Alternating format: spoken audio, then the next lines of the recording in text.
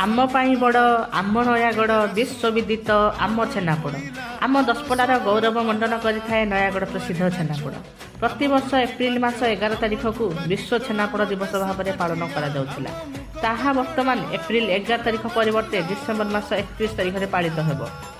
आम दशपल्लार विद्याधर साहू को सभे छेनापोड़ जनक भाव में जानी। विद्याधर साहू जड़े सुनामधन्य मिठा कारीगर भाव में दशपल्ला राजा पाखे काम करते। मनीष मात्र किसी भूल थाए ठीक सेमिति तांकर एक छोट भूल ही विश्व प्रसिद्ध छेनापोड़ सृष्टि होता। किछि चीनी मिशा छेना बली जाइथिला ताकू से न फोपाड़ी राति रे चुली उपरे बसाई देथिले। फलस्वरूप सकाळु देखंती तो से एक मिठार रूप नहीं। जेहेतु मिठाटी छेनारे तैयारी होइथिला ओ पोड़ीकी तैयारी होइथिला तार नाम देइथिले छेनापोड़, जहाँ एबे खाली राज्य कि देश नुहे सारा विश्व विदित लाभ करिछि। ठीक जमिति 12 मासरे 13 परब ठीक सेमिति छेनापोड़ दिवस